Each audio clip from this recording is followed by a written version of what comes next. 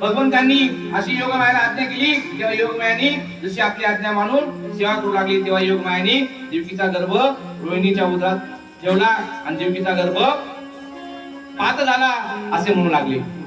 काय झालं की त्या ठिकाणी असं म्हणायला लागले की देवकीचा गर्भपात झाला. म्हणजे याला काय वाटलं की देवकीचा गर्भपात झाला. मग भगवान विष्णू आपलं सर्व कलांसह वसुदेवांच्या मनामध्ये प्रविष्ट झाले.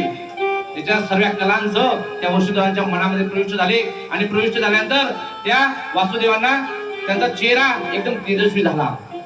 इकडे देवकीचा सुद्धा चेहरा एकदम तेजस्वी झाला. का की साक्षात भगवंत येणार होते. म्हणून ज्यावेळेस बघा स्त्री गर्भस्थ असते तर त्या स्त्रीचा चेहरा जो असतो ना तो खूप वेगळा असतो. आता त्या स्त्रियाचा सुद्धा असतो. परंतु फक्त काय आहे की आपण त्याच्यावरती परमार्थाच्या कुठल्या गोष्टी करत नाही म्हणून आपल्याला थोडा त्रास होतो. परंतु तुम्ही जर चांगलं देवाचं त्या ठिकाणी पूजन केलं, अर्चन केलं, चांगले ग्रंथ वाचलं तर काय सांगता येतं आपल्या पोटी सुद्धा चांगला पुत्र येईल. भगवंत तर येणार नाही पण भगवंत भक्त तर येऊ शकतो चांगला.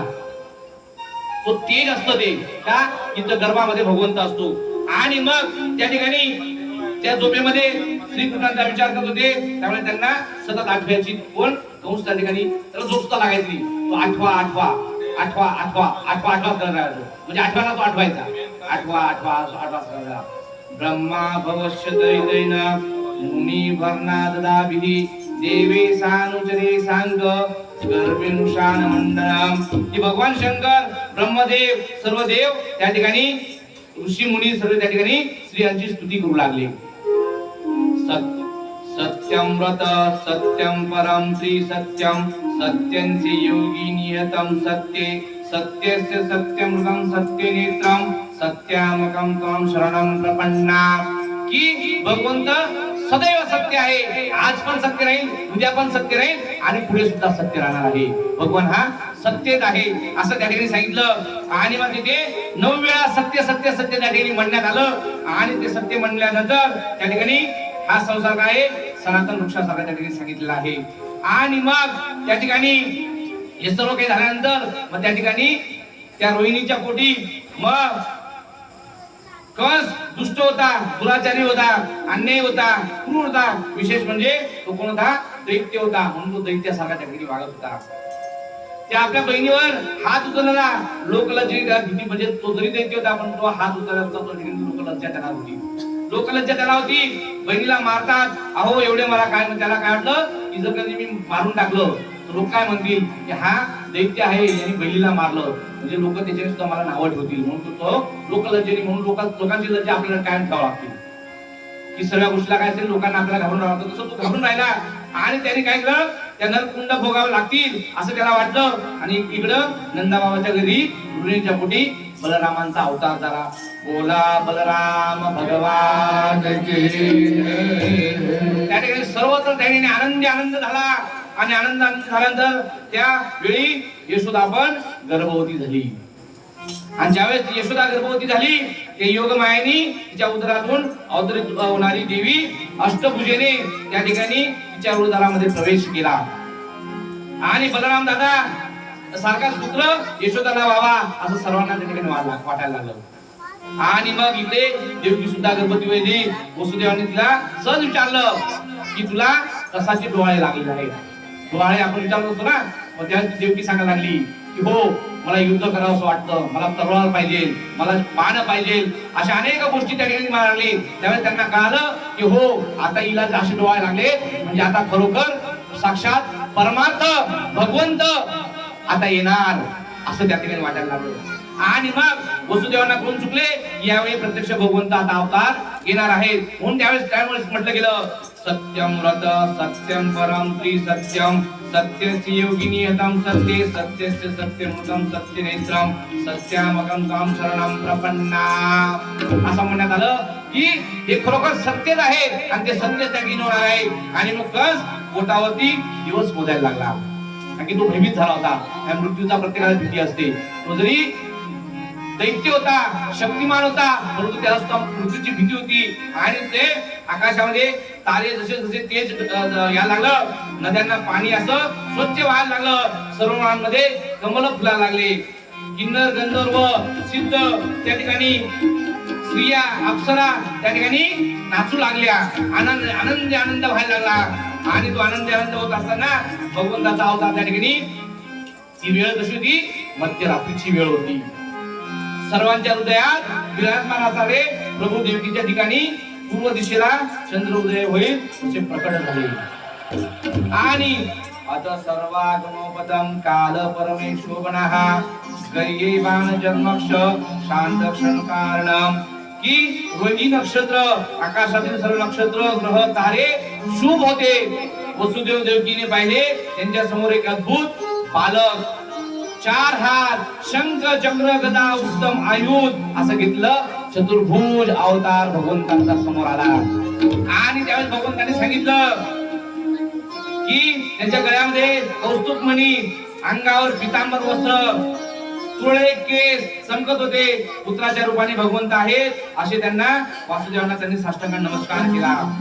वसुदेव म्हणाले, आपण प्रकृतीच्या पुढे पलीकडे साक्षात पुरुषोत्तम आहात, तुम्ही साक्षात भगवंत आहात. देवकी म्हणाले, मधुसूदना तुझा जन्म झाला, कंसाला कळेल आपण काय करावे ते आम्हाला सांगा. जर तुझा जन्म झाला आणि तो तुला कळाला तर काय कसं समजायचं, जर त्याला कळालं तर तो हे करेल, तुला मारून टाकेल.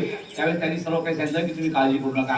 परंतु भगवंत कसे आले होते, चतुर्भुज रूप घेऊन आले होते. त्यावेळेस ती यशोदा देवकी म्हणाली की मला असं रूप नको पाहिजे आहे.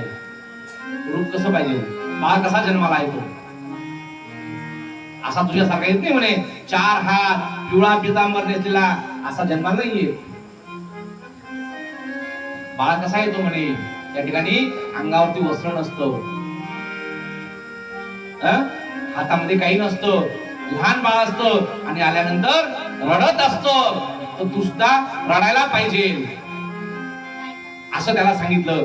आणि मग भगवान म्हणाले, माता स्वयंभू मंत्रामध्ये पृथ्वी आणि वसुदेव सुपता प्रजापती या ब्रह्मदेवांच्या याच्यानी तुला त्या ठिकाणी मी पुत्र रूपाने तुझ्या याच्यात येणार असं तुला त्यावेळेस सांगितलं होतं. कारण की त्यावेळेस तुम्हाला ब्रह्मदेवांनी प्रजा उत्पन्न करायला सांगितली होती. त्यावेळेस तुम्ही तपश्चर्याला चालले गेले होते आणि त्यावेळेस तुम्हाला सांगितलं होतं की मी तुमच्या पोटी पुत्र रूपाने येईल आणि त्यावेळेस तुम्ही वसुदेव आणि त्या ठिकाणी देवकी तुम्ही व्हाल असं सांगितलं. आणि तो क्षण आता त्या ठिकाणी जवळ आला. मग 12,000 वर्षे तपसाधना तुम्ही केली होती. मग मी 3 जन्म तुझा पुत्र झालो. आई पृथ्वी, पिता सुपता, तेव्हा मी पृथ्वी गर्भ झालो. दुसऱ्या जन्मामध्ये आदिती, पिता कश्यप मुनी, मी वामन झालो. आणि तिचा जन्म देवकी झाली आणि पिता वसुदेवांच्या पोटी श्रीकृष्ण नावाने मी जन्म घेईल असं सांगितलं. हे माझे वचन नेहमी सत्य राहणार आहे असं भगवंतांनी सांगितलं. आणि भगवान माझे हे रूप तुला एवढ्यासाठी दाखवले की तुला माझ्या पूर्वी अवताराचं स्मरण व्हायला पाहिजे. भगवंताने काय केलं की माझ्या पूर्व अवताराचं तुला स्मरण व्हायला पाहिजे म्हणून असं रूप घेतलं. पण मी अशा रूपात येणार नाही. मी काय करणार आहे, मी तशाच रूपाने येणार आहे जसं बालक जन्माला येत असतं त्या पद्धतीने मी येणार आहे.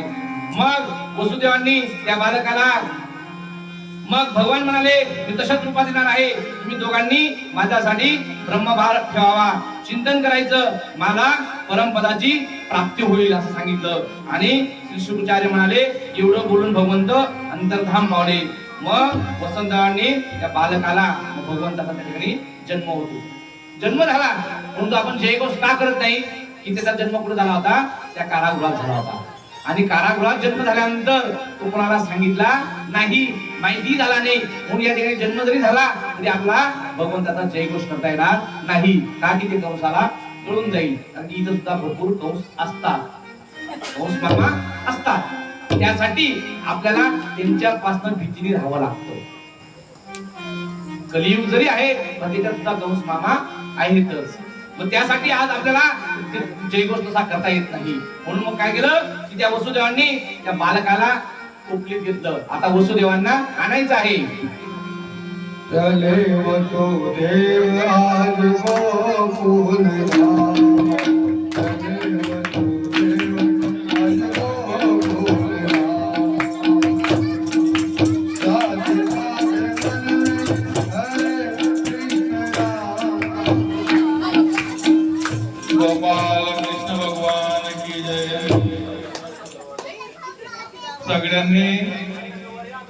उभं राहायचंय. एका बाजूला माणसांनी आणि एका बाजूला स्त्रियांनी. मध्ये थोडी जागा करून द्या. आणि मध्ये जागा करायचं नाही. आणि सगळ्यांनी आता फुलं वाटून द्यायचे. आता वासुदेव मला पण त्या कारागृहातून बाहेर येऊन मथुरेला येणार आहेत. तरी सगळ्यांनी स्वागतासाठी तयार राहायचे. बाहेर जे बसलेले त्यांनी बी मध्ये येऊन जा. वाटल्यास बाहेर जे बसलेले त्यांनी मध्ये येऊन जा. फुलं अक्षरा घ्या. अक्षराने फक्त फुलं, लहान बाळे त्याच्या अंगावर फक्त फुलं टाकायची आहेत. फुलं पण लांब असे जास्त अंगावर नका टाकू. एकदम थोडे थोडे थोडे वासुदेवांवर टाकायचे. बाळावर नका टाका, भले वासुदेवावर टाका. सगळ्यांनी मध्ये या. एका साईडला सगळेजण उभे राहा. ज्येष्ठ वगैरे सगळे माता भगिनी एका बाजूला. आणि आल्यानंतर बसण्यावर सगळ्यांनी नृत्य करायचे. सगळ्यांनी नृत्य करायचं आहे. तयारी झाली का? मोहन आवाज द्यायचा. तिथं मध्ये ठेवून द्या. बाळाला गोपाल कृष्ण भगवान की जय.